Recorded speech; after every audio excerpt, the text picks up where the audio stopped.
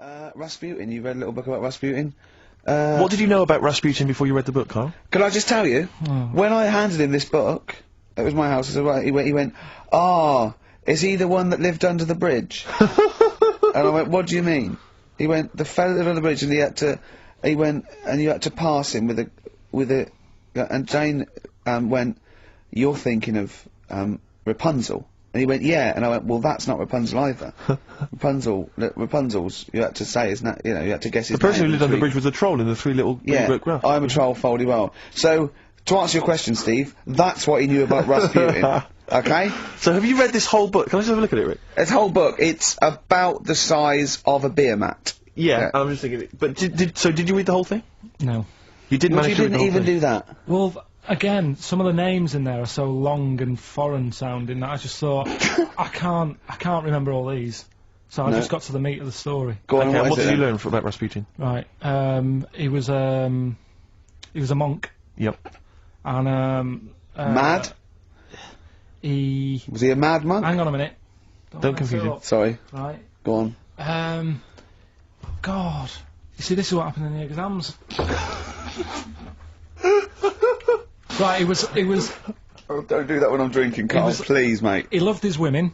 And that's how the story started off. He had really nice... Story started off? Yeah. He had really nice eyes, and that's what everyone fell for, especially the women. Yeah. Anyway, the people back then thought he had special powers because he could hypnotise people or something. Oh, yeah. And it was about a little lad who had some sort of blood clot on his leg. And he said, "Just calm down, and you'll be alright." And people thought he had special powers, but what he was doing, he was saying calm down, and he relaxed, and it stopped the blood flowing sort of as fast. And that's how he got better. But anyway, that's the only bit of special work that he did.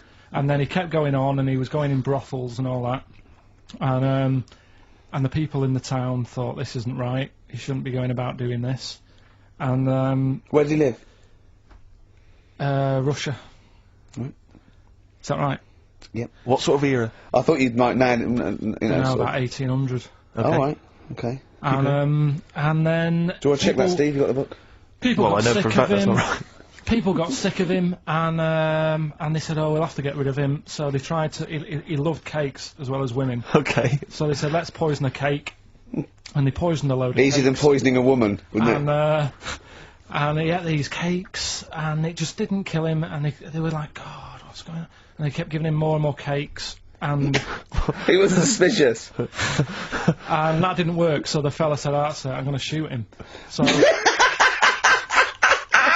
Well, I imagine it was the end of his tether. So I mean, he was back and forth to Mr. Kipling's. He He shot him once, and that didn't work, and the fella thought, "Oh my God," and he started running away, and Rasputin's running after him, and he shoots him like another, I think he took 4 face bullets. full of Battenberg. Four bullets. Who's going to swear then? 4 bullets it took to kill him, and then this fella who was after him chucked him in an icy lake, and that was the end of him. But I don't understand, sort of... What don't you understand, Carl? Well, the fact that, you know, he's a bit of a name in history, and I don't understand why, because it just sounds a bit like my brother. Does he love women and cakes? And do you think that'll be his downfall? Right, I want you to study. Right, if you want to do, that's the first introduction. Right, if you want to do some extracurricular, What would that stuff, there's a song by Boney M that lays it out. Suzanne told me about that, saying about Russia's greatest love machine. Yeah. But it didn't say anything about cakes. No. So I think if you get the 12-inch mix, No, but they say, it. according to Boney M, and I don't know who's correct, the bloke who wrote that or M, they put some poison into his wine. Now I don't know if M have done their research or whether, they did shoot him until he was dead.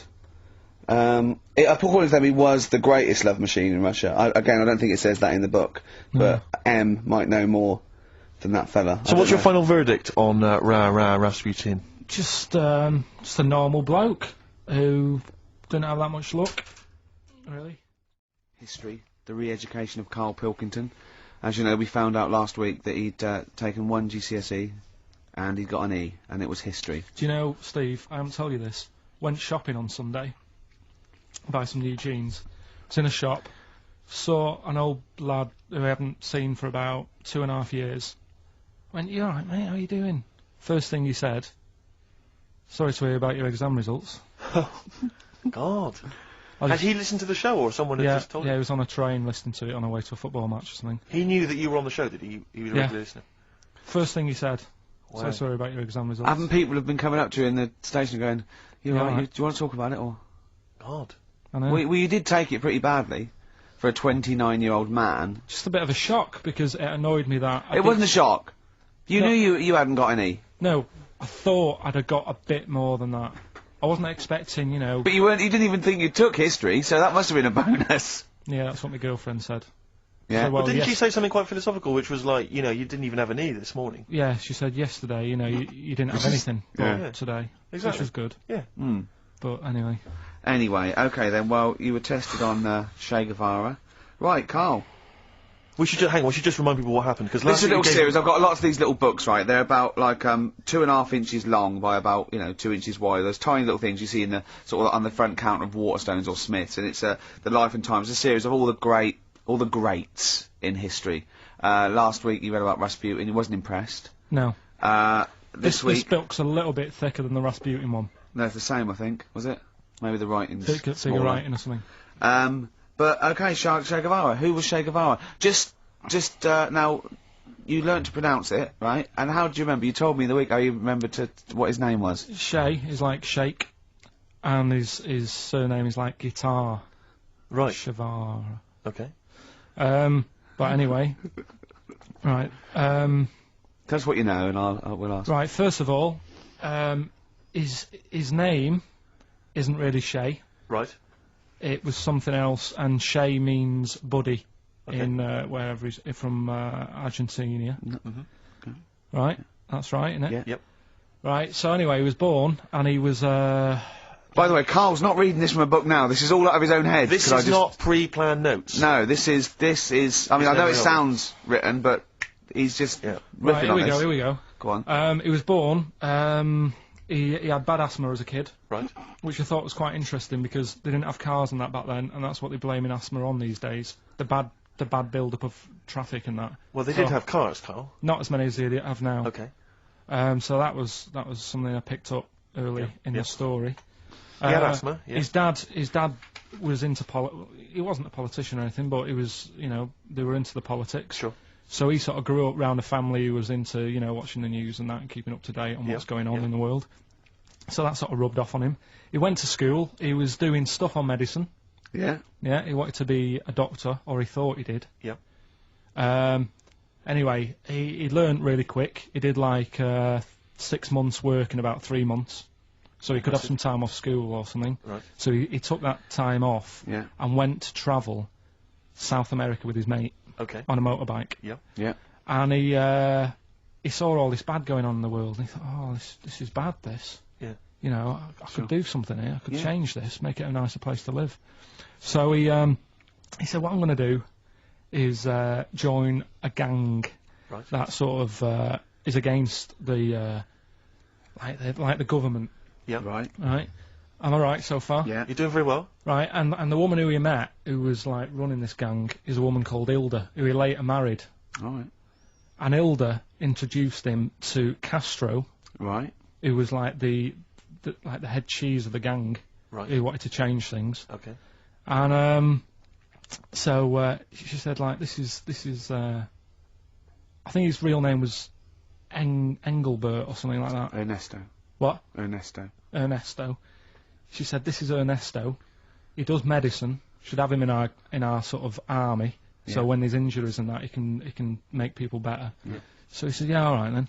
So he joined the gang, and they went like went to sort of. I'm chopping it down a bit. No. No, this is- sure. isn't You're condensing It's it. not. It's not in real time. No. So so anyway, so they go. It feels through- like it.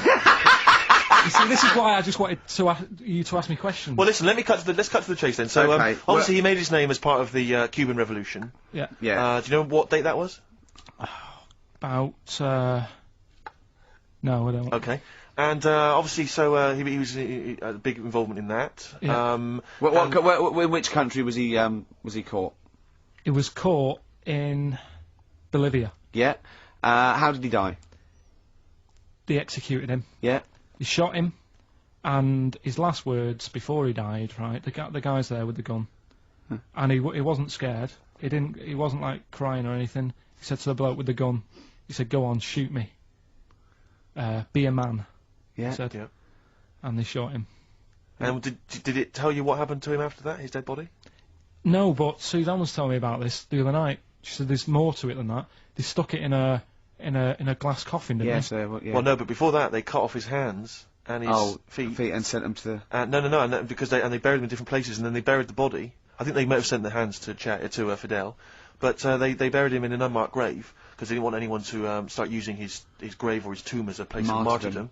But of course, that just made him even more of a martyr because no one knew where he was buried. So it just meant that he was even more of a... Yeah, but that wouldn't work anyway, because if they did find out, that's more places people can go and sort of grieve. Do you know what I mean? If you've got all these different graves... What, with different parts of his body? Well, you've got a foot over there, and it's like, well, you know, oh God. His head over there. Thanks for what you're doing. You piece of genius. Yeah.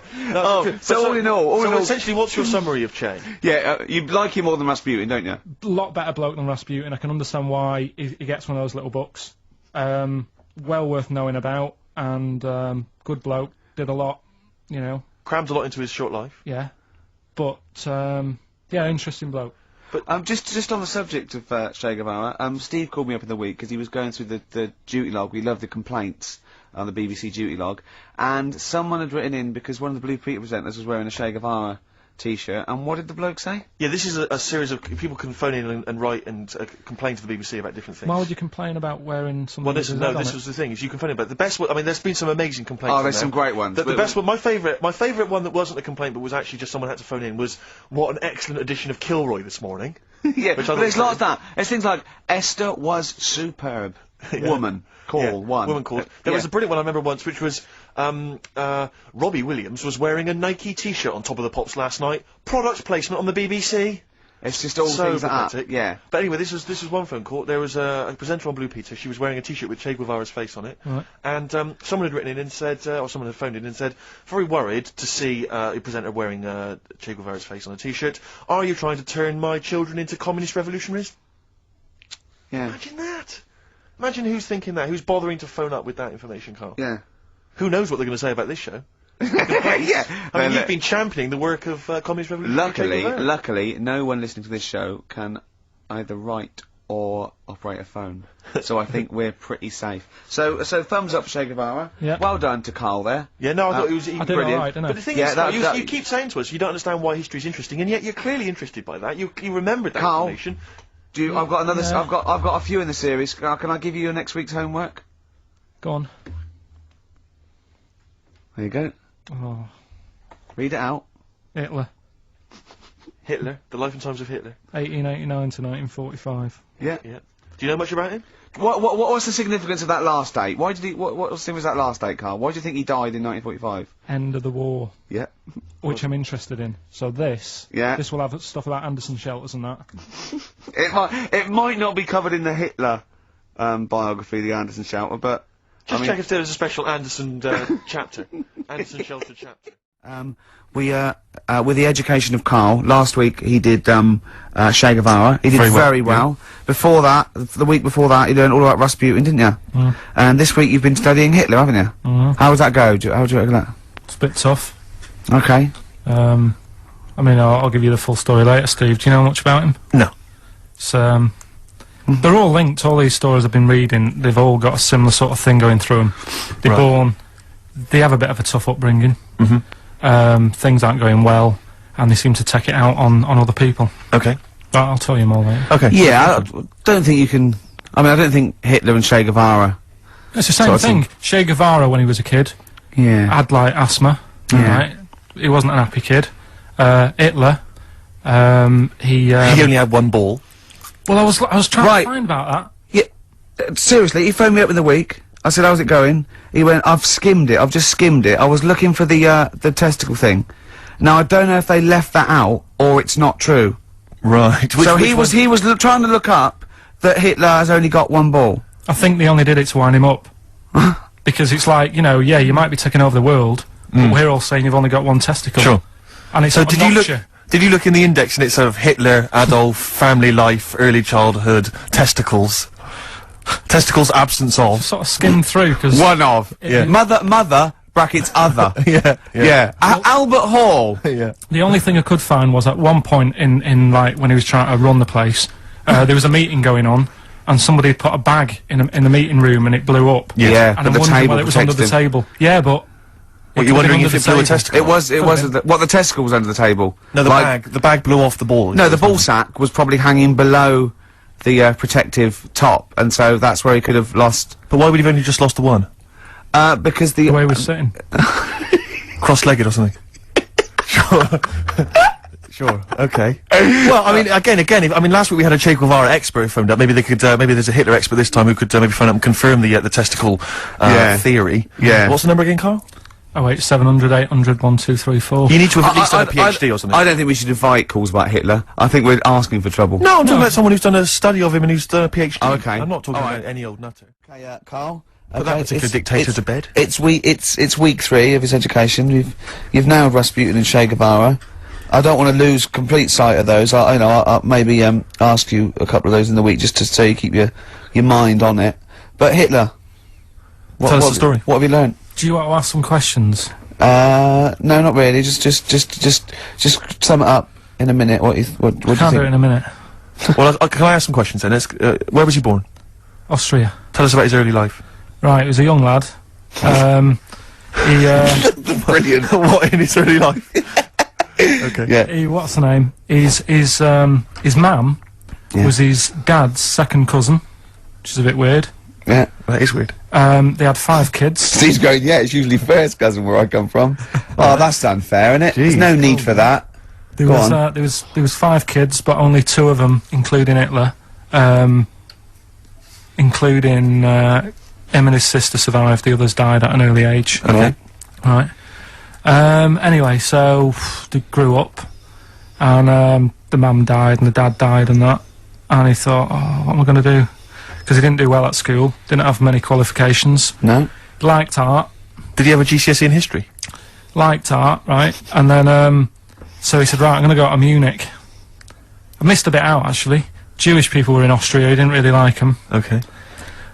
He thought they got, you know, special treatments and stuff, and just didn't like them. So he went to Munich, and he joined the army. Right. Yeah? Yeah. And he was in the army, and he got injured. Right. So he went to hospital, and whilst he was in hospital, the World War One ended, and he was like, "Oh God, I want to." I was enjoying that. Yeah, well, you know. So don't, because you're breaking my concentration. Yeah. Sorry. I'm not even sure I want to join in on this one, just in case. Okay. Right, go on. Right. So so He was in hospital. He was in hospital. He gets a bit better. He's never that fit though. He's one of these blokes who was always ill. Was on something like 30 tablets a day or something. Comes out of there, joins some other army. Right. God, you know, I knew it all this morning.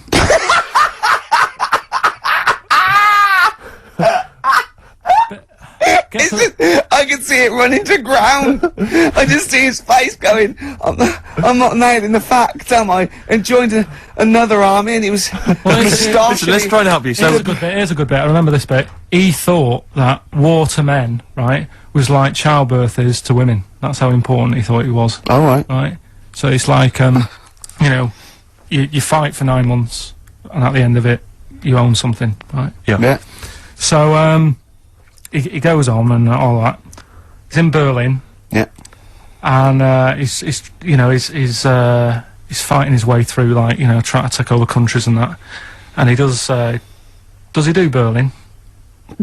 Does he? sorry, wait a minute. Is he Chancellor yet? What year is it? 35? Let's skip the kind of climb to power then. He's now the dictator of Germany. Right, he's in charge, yeah. And this is when, you know, he gets his own back on the Jewish people and that, and he's got his own little armies, and he's setting fire to Jewish businesses and all this. And anyway, cut a long story short, he Please do. when he came to like fighting Britain, Yeah. came a bit sort of unstuck, Yeah. right? Started fighting. Not back. so easy, is it, this world domination, Adolf? Britain was there, France was helping out. Yeah. Americans were helping out. Yeah. So he thought, oh God, so bit late, but yeah, he goes into a bunker in Berlin. Yeah. And it's all kicking off. Yeah. And apparently, like, Germany sort of surrenders. Yeah. Says it's all over, forget it, we can't beat you. He was really annoyed with this, and he thought, oh, I can't show my face around here. So he because it would be embarrassing. he's with his missus, who nobody knew was his wife, Right. Eva, in this bunker. Yeah. And, so he said, I've had enough of this. He shoots himself. Yeah. She poisons herself. And the chauffeur buries them or something, or burns them. Right. And in all the time he was in charge, 50 million people died. So that's 1918 to 1945. Yeah. Between It felt like that. between Travis and the Red Hot Chili Peppers. Next week. That's fantastic. That's remarkable. I have to say that you sort of lost your grasp somewhere along the line, because you started off confidently, but you lost your way. I've had a really busy week, and last night I was like whizzing through it. Sure. And then this morning I woke up, and you know, Suzanne had been away for about 3 days, right? Yeah. I hardly spoke to her. She's been busy, I've been busy. First thing I say when I wake up, oh, just ask me some stuff on Hitler. You are romantic. Oh, that's great. That's how stressful it's getting. But I knew it all this morning, honestly. No, but that's fine. I think you've summed up the, you know, you've done that. Right, captured it in essence. just for a bit of balance, I've got your next week's, homework. It's the same series, there's little books, there's tiny little books, just 3 inches long by 2 inches wide. Crammed with so much information there. Winston Churchill. There you go. You'll enjoy that. Yeah? I'm getting a bit bored now, though. This is what happened in school. Think of the listeners. Did really well in infants. Once got to secondary, lost interest. Was it the breakup between you and Harris? And Zoe. I'm I wondered if you spiralled into something there. Yeah, because it's like all these other, you know, these men of history, they always had sort of things happen in their early childhood, didn't they? Maybe yours is the Zoe Harris, dress incident. Well, let's just refer to it as the Zoe incident. Yeah. From now on. Yeah. Yeah. Winston Churchill, the bit I left out in the Hitler story, Hitler was scared of this man. Yeah. And I can tell you something else about Winston Churchill. Go on. He said he can remember being in the womb. And he was born in a public toilet. It's time for your the re-education of Karl Pilkington. This week Karl was studying the life and times of Winston Churchill. What do you make of it, Karl? What did Churchill do for Right, you? well, last week I made a bit of an error with Hitler. Yeah, you Go on, just why? I roll tried to with it. remember too much, and it was way too much for me. Sure. So what I've done this week, sort of flicked through, got a few of them basic facts. Yeah. And what I've learned, right, bit weird the way all these people have something in common, that they're all a bit weird when they're younger. Okay. They've Go got on, some sort of illness. Go on. Well, you know, Rasputin, he wasn't well as a kid. Yep. Che Guevara. Oh, this is Rasputin, the mad monk, wasn't well. Yeah. Yeah. Che Guevara. Asthma. Asthma, really bad asthma. Mm. Hitler, he was Only a one ball. bit mental. Only one. His mother. He was got a bit mental. That could be libelous. Yeah. And who've we done? And Churchill. Yeah. you got lost there. Very weak child. Was he? He only spoke to his dad 4 times in his whole lifetime. Really? Yeah, didn't get on with his dad. Right. And I think one of the times when his dad spoke to him, he was having a go, saying he didn't do as well in the army as he wanted him to. Right. So that's pretty sad bit I picked Yeah, up of it. yeah. Yeah. Anyway, So that spurred him on, anyway. yeah. I'm not going in all the ins and outs. Very important bloke. Okay. No, seriously. I mean, Yeah. your dad bought the tapes, didn't he? Yes. And I can understand why. Because he did change a lot for us. You know what I mean? We wouldn't be sat here now talking like this. Why? We could have been German. Yep. He didn't let that happen. No. Everyone had a go at him, right? When like I think it was Chamberlain who was in power, Yeah. and he was like saying, "Don't be trusting that Hitler," Yeah. you know. And everyone was like, "Look, stop causing trouble." Chamberlain sorted it out, you know. He sorted out a peace agreement, Yeah. and he was like, "No, I don't trust him." And everyone's like, "Oh, you know, you're just causing trouble." You know, everyone else is happy. Then it turned out that Hitler did actually do the dirty, Yeah. and try and come over. I remember didn't he do something? He started a war or So there was a something. conflict of some kind. Yeah, Yeah. started a problem, and everyone went, "Hang on a minute, that Churchill knew what he was talking about. Yeah. Yeah. Get him back in charge." Sure. And they got him in, and Hitler was scared of him because he knew that he wasn't going to be having any lies or anything. He couldn't try it on with Churchill. Yeah, And, especially when he was a little bit pissed up and coked and with a Who big was? cigar. Churchill. He wasn't he wasn't doing that. I think a lot were during the war, in the war cabinet. I think they had to have things to keep him awake all night and stuff, and he certainly liked a brandy. Rick, Winston Churchill was coked up, was he? I mean, sorry, this is something I wasn't aware of. If there are any historians listening, if I'm wrong, I'm Was that in very the sorry. World at War? No, I don't Winston think Churchill so. was- Any historians or experts on war? Did Churchill and not some of the other people during I think the First and Second World War take a little bit of cocaine? So when it said that Hitler, Doctors certainly used to. Hitler liked cakes, would they be like the funny sort of cakes? No, he probably did like a little bit of Madeira cake. Right. Yeah, there's probably nothing like that. Sorry, carry on. So anyway, He beat the Bosch. yeah, did all Oh, that. that's steady on. His personal life's nothing to do with it. And the most amazing bit is, right, he wasn't fit, and he had a couple of Well, strokes. he's a good-looking bloke in many ways. Go No, on. he had a couple of strokes, but he had a stroke on, say... We've had that. He We've beat had- the Bosch. He we've liked to sort have of a couple of beaten the Bosch, strokes. yeah. Let's not get into innuendo, Carl. It's stupid. Right, say he had like a stroke on a Tuesday. He was up and fighting again on a Wednesday. Really? He was a strong bloke. Yeah. And then he died at about the age of 86 or something. He's a good lad, wasn't he? He was really good. Yeah. Is So he the one you favour most of all the I'd ones say you out of all, I mean, Rasputin, I don't understand why he got, like I said, I don't know why they made a book on him. no, He just didn't deserve it. no. Che Guevara, you know, he had his time, I suppose, and Yeah. did a bit good for certain people. Sure. Sorted Cuba out. Yeah. Doesn't really affect me. No. No. Hitler, I mean, enough said. Yeah. Yeah. Bad bloke. Churchill sorted it all out. Yeah. And like I So said, your favourite out of the four of them, the of all those four, is Churchill. yeah, I think he's Brilliant. brilliant. I agree. I agree with you. I think. What I love with your kind of sort of summary of these people's incredible lives is the way that it's almost like I remember in Lookin' magazine. I don't remember Lookin', it was the Junior Yeah, I TV remember Times. Lookin'. They used Yeah. to have half a page which was a comic strip Yeah. summarising someone's life. You might have, say, 5 Star, the story of 5 Star. Yeah. And he'd have a picture. I always remember the Roger Moore one Yeah. was a picture of, like, Roger's parents. It was like, Roger Moore was born in 1930, da-da-da. Picture of Roger's parents. Roger grew up during the war. Picture of Roger Yeah. running down the street, right, Yeah. just as a school kid, with a Spitfire coming behind him like it was going to try and shoot him. Mr. Smith, surely. Exactly, Roger Smith, yeah. Roger took up acting. Picture Yeah. of Roger, like, acting. Yeah. Roger became James Bond. Roger's now a popular, star in his own right, and does a lot of work for charity. Brilliant. It summed up the whole thing in kind of I think 5 they used to pictures. have that in one of the TV Times or the Yeah, I Sun. think they may have I remember sort of when it was Tina Turner. What's it? Born Sarah May Bullock. Then it was Nutbush City Limits. Stop hitting me, Ike. Yeah. And then you're simply the best, and that was it. It was, Exactly. it was And great. that's very much what the, how your summary of great events is. But I'd Carl. say if you didn't know about Churchill, you've learnt a bit today. You were studying Aesop's fables, weren't you, this week? Now, I'm going to be very liberal here and let you talk about it. It's not a test. I'm not, hey man, just like chill out. I'm not this like rigid sort of, box in society. Just tell us your views. Just tell us your vibe on Aesop. Tell us something. What have you learnt from these fables? He made a bit of money out of something that's quite simple. Yeah, I don't know if he did make any money out of it. I mean, I think it was published like thousands of years after his death, but go on.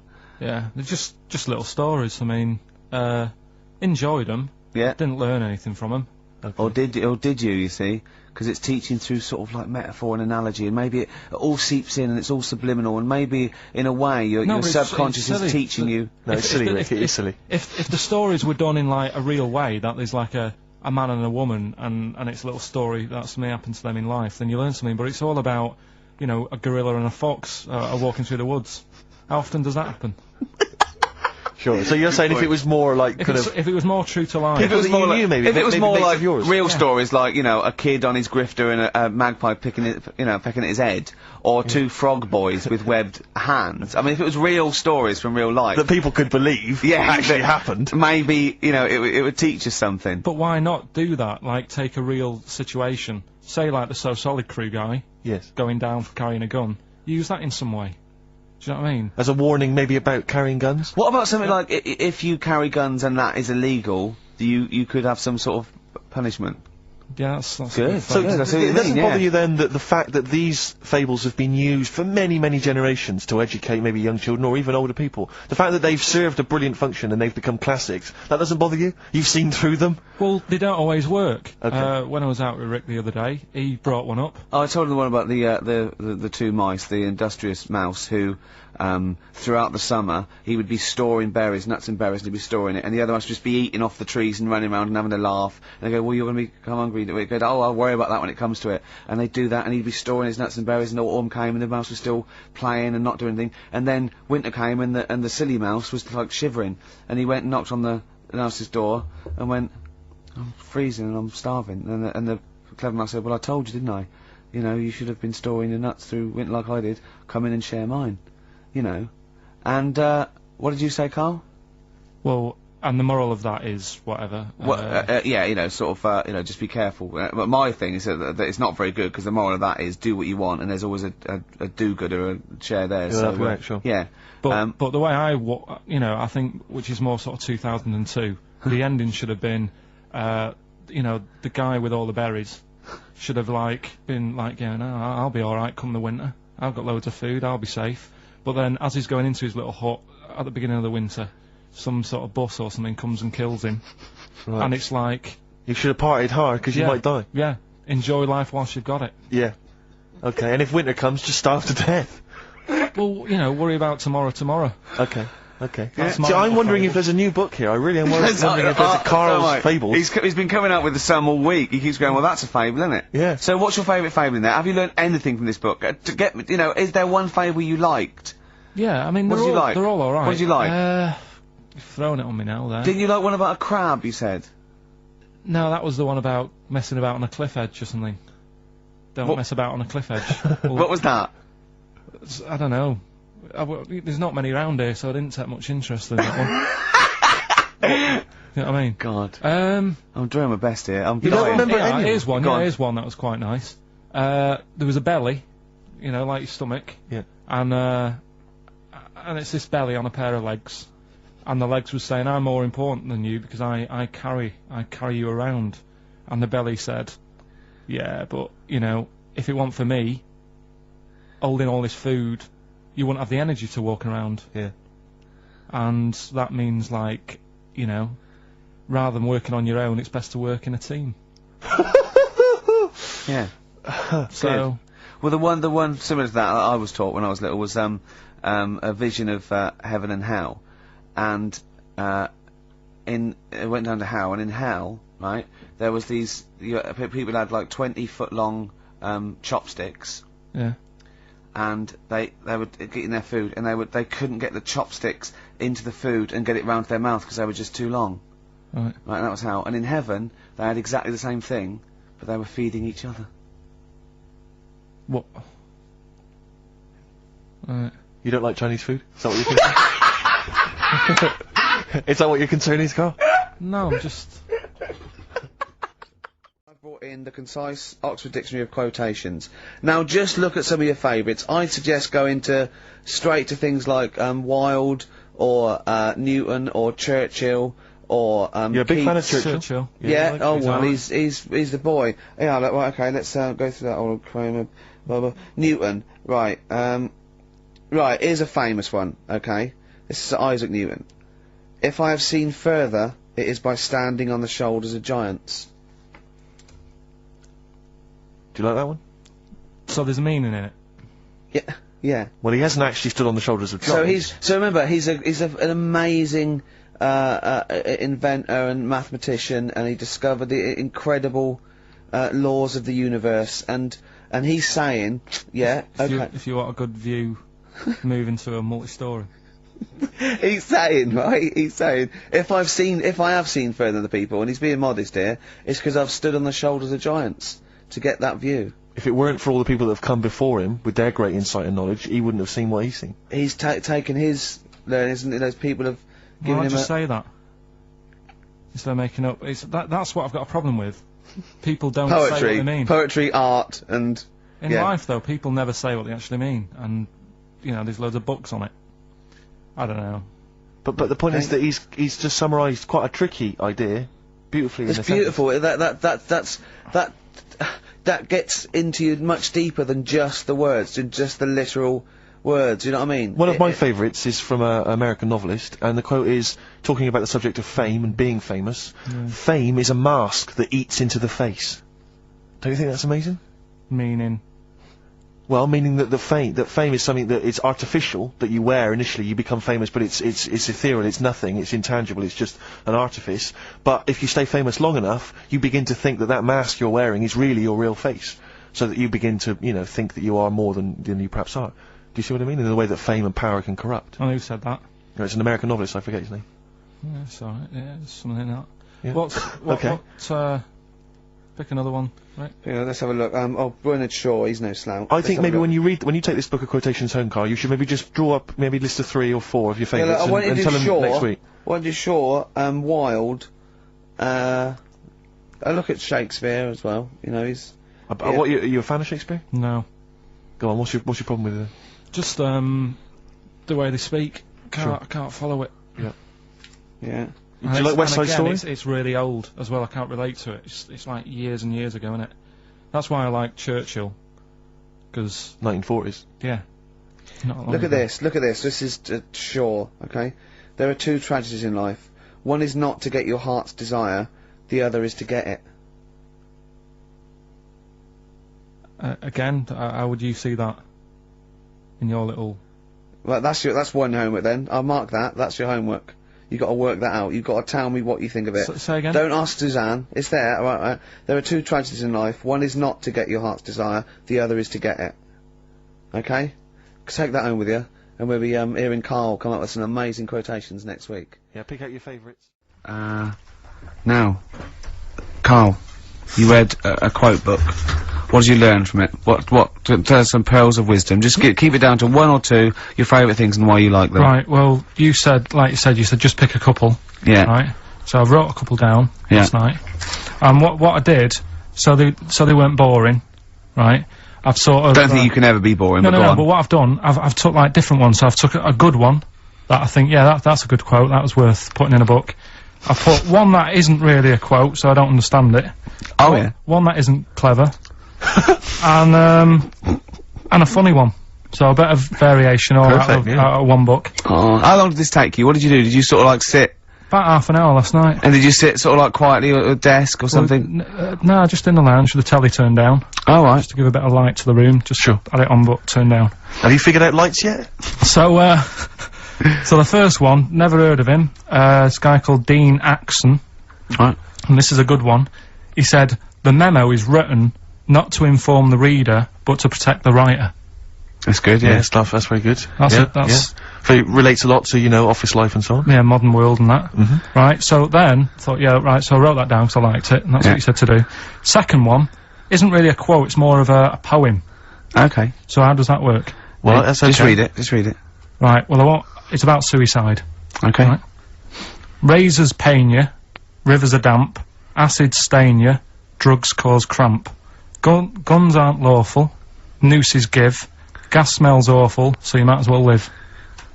Lovely. That's from Dorothy Parker. I tell you what. It is, yeah. I hate it. I hate that. Why? It's nothing to me, that. I think and it's just a sort of weak, shallow piece of mock comedy. This is why I did it in that order, because that's what I thought. It's sort of like a zany vicar would write from living in Frome when he's about 55 and get it published in the... I hate it. Alright, so you're saying you're not a fan of Dorothy Parker's work, right? Right. Now the next one, Oscar Wilde. Yeah. Right, he's known, isn't he? Yes. Look what he comes up with. All art is quite useless. Well, that's... What's up with that? Well, it isn't. I did art. No, I know, but it's... Go on, next. But how has art helped you? How has it been useful to you? It was a bit of a... It's one of the only things I like doing at school. Right. Do you know what I mean? When I made that little clay man, fixing a car. Yeah. You made a clay man fixing a car, I forgot about that. How can he... I think that's stupid. And especially that it's gone in a book. Sure. Do you know what I mean? Okay. It's easy to diss things. Yeah, it's harder to write things out, you're right. I don't think art is useless, by the way. But then you don't have to agree or disagree with some of these things. Some of them are, you know, sometimes it's just their thoughts put eloquently or poetically, isn't it? And it's just, you know, to provoke a reaction as much as anything. Yeah. Well, And the good one, Ozzy Osbourne. I mean, sorry, but let's go back there. The irony is that that is art. That he was an artist, wasn't he? So. But you don't, okay, so you don't like Oscar Wilde, but you prefer Ozzy Osbourne. Yeah, go on. Ozzy Osbourne, cracking one this. Funny and educational. I bit a head off a bat the other night. It was like eating a crunchy wrapped in a chamois leather. Genius. Oh, you're right, Carl. Yeah. So, there's... What do you like about that? The way he's described what it is like. I think, yeah, if someone... I mean, you can imagine what it's like. Because I like crunchies. Yeah. And, it's like and a chamois leather's really chewy, so you can imagine that's like the skin. So you like And his the crunchy you bits- like his descriptive writing. The crunchy bit is like the bones and that. Yeah. Perfect. But you know, Carl, it's interesting because you've analysed Ozzy there, and in a way, that is the first step on maybe doing a new English GCSE. Yeah, you know, being able to said, study you said language what you and liked understand it. and... You said because it describes what about you've never eaten about yourself. Yeah, but my teacher, Mrs. Kane, if I would have come into school with, you know, a quote by Ozzy Osbourne, she wouldn't have been happy. Really? Do you know what I mean? And that's the difference between She'd go, right, Carl, get your horse and go home. Well, listen though, we were talking about other quotes. Yeah. Neil Armstrong. Yeah. Do you know his one? Yeah. What, one giant leap for mankind? Do you know it wasn't meant to be that? You know, it says, it's one small step for man, one giant leap for mankind, right? Yep. It was meant to be, this is one small step for a man, Right. i.e. Yes. me, the individual, on a microcosmic level, one giant leap for mankind. And he mucked it up, because if you say, this is one small step for man, one giant leap for mankind, man there means mankind. I know, it's embarrassing. So you shouldn't give people, he's not a trained actor. That's true He's enough. more of an astronaut, to be Has he honest. won any awards, Rick? No, there are no awards. Is he BAFTA nominated? Don't think so. But listen, right, he said another quote as he got back into the rocket. Have you heard about it? Go on. We're running out of time, and I'm just wondering whether it's worth saving as a bit of a teaser for next week. What did Neil Armstrong say as he got back into the rocket? Yeah. Is it Shots gonna be away. something like, that was boring, wasn't it? The mic's not still on, is it? Yeah. They're not still listening. Well, that's what I was saying to you. He could have said that, and it would have That's still not gone down. cheese. It would have still gone down as an amazing quote, wouldn't it? Well, listen, I think you should save it, Carl. You tosser, I was meant to go No, I'll tell you what we'll do, Carl. We'll squeeze it in before the end of the show, because Ricky, you got to play your song for the lovers. Oh, we should this- play this. I don't think we'll fit it in. We might have to save it. Don't worry, we'll see what we can do. Well, Let's next play, week, by the way, you've got Happiness Quotations, a collection of thoughtful words and beautiful paintings. Carl's, it's the re-education of Carl. He's like Liza Doolittle. And now he's coming to, or Lawnmower Man, if you've seen that film. More like Lawnmower Man, if you've seen the film. You'll know what I mean. And his homework was to just study quotes, really, on happiness and stuff, and general well-being. He's not a big happiness, quote fan, are you, Carl? Not really. So what have you done? You've come up with something, haven't you? Right, yeah, I told you, right? Because a lot of these are just things you say every day. They're nothing special. So what I'm doing... Well, you say them every day. Well, the sort of things you come out with and you don't even think about it, do you know what I mean? Yeah. They're on the TV all the time, people on the radio are saying these sort of little quotes. Sure. And, what I've done is, remember that programme on Channel 4, Faking It? Yeah. Where they got some, like, posh kid to be on a door and all that. What I've done, I've, Imagine if that was the pitch for the show. Dear Channel 4, just gonna get a posh kid on a door or something? Yeah, Yours sincerely, Carl. come in. Yeah. TV producer. Yeah, yeah, go on. So, what I've done, this little book of quotes, happiness quotes, I've picked two that are real, Okay. and I've made one up. Alright? And we've got a guess. And you gotta guess. Okay, which then, one it is. go on. Well, I'll tell you what, Rick, why don't we, when we've heard them, we won't confer. No. You'll write down yours, Yeah. A, B, or C, and I'll Yeah. write down mine, and we'll Sure. see how it Okay, goes. Carl, off you go. Right, and just because I'm looking at this book, it doesn't mean I'm actually reading. No, I know, Don't no, worry, I know. we're clever. No, no, we know, we can't see, Can I yeah. call my bluff? Yeah, go on Okay. then. Nothing is worth more than this day. Okay. Yeah, Yeah? Alright. yeah. The way I see it,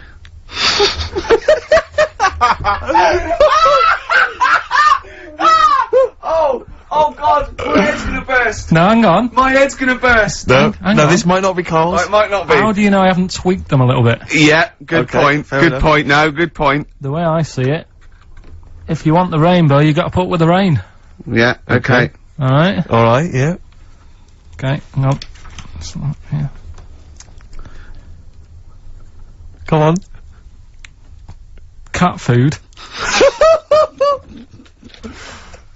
Cat food, come on. It stinks a bit. But, if you don't put up with the smell, the little kitten will die. Steve! I don't know what to say! I don't know what to say. Imagine this in faking it. Imagine their faces when he says that, and they're going, oh my god. Read them again. Two were real, one was fake. Go on then. Right. First one. Nothing is worth more than this day. Excellent. Next one. What does that mean? Well, cherish now, cherish your time. Okay. Because you can't get it back, and, you know... That's the way I saw it. Carpe diem, whatever it is, seize the day and all that. Okay. If you want the rainbow, you've got to put up with the rain. Yeah, of course. Yeah, rough with the smooth. You know, it's not all plain sailing, but, you know, rainbow's beautiful, but it comes because of the rain, which you might not like, so... Yeah. Make the most of everything, and, yeah. Good. Cat food doesn't smell good, but if you don't put up with it, then the little kitten will die. Right, now, Carl, that is a good effort. Now, that one's yours. I mean, obviously, right? Right, no, but it's a good effort, right? I mean, it slipped seamlessly into the others. Yeah. I don't think it didn't. No, but it's good. I mean, we knew it was that one, but, what I will say is, it's good, but what you don't know, maybe subconsciously, is, I mean, it's very similar to, the putting up with the rain and the rainbow, but that's good. Why do you think that? Well... What does mine mean? Well, even though it smells bad, it's good for something. Right, so see, I didn't look at it like that. What did you look at that? I kind of thought... Was yours more specifically about cat food, generally? Because you know, normally it's an analogy. Yeah, or a metaphor for something, you know, much bigger. Well, no, the way I mean, Dolly Parton, who I think did the rain thing, she wasn't specifically concerned about weather conditions. No. It was a sort of general idea. Yeah, It was all about light. Yeah, well, that's what I've done. Go on, I've used an everyday thing Yeah. and put it with today's problems, right? Go on. So, like, my girlfriend, she might like to go shopping for clothes. I hate it. Right. But because I love her, I put up with it. Ah, that's nice. Yeah? Yeah. So, you love that little kitten. You can't stand the smell of the stuff you gotta feed it. But because you love it, you go, well, you know, I'll put up with this just for a few minutes, and then I can, like, squeeze its head later and give it a little... Sorry, can we go back? You know, stroke its head and stuff. Oh, right. Yeah. Sorry, it was a bit of a slip, was it? Squeeze its little head. Yeah. Yeah, well, that's just the thing that I do with cats. Put it in a bag and drown it in a lake. I can feed it and then I can throw it against the wall. Exactly. So you didn't see it like that, did you? No, that's very good. So it's about love, is it? It's about putting up with the bad things for something you love. Yeah. Well, that's nice. But Carl, you seem now to be convinced and rather smug that you've tricked us and that you've fooled us and that we didn't understand it. Well, I say that's your fault, not ours. No, it's not though. I mean, look, that man in Forrest Gump, he was a bit of a nutter. And he came up with the life is a box of chocolates thing. Yeah. Now, if that was in this book, you say, oh yeah, brilliant, you know, good bit of work. But if he was sat here doing the show with you, Yeah. you'd be taking the mickey out of him. Sometimes I feel he is.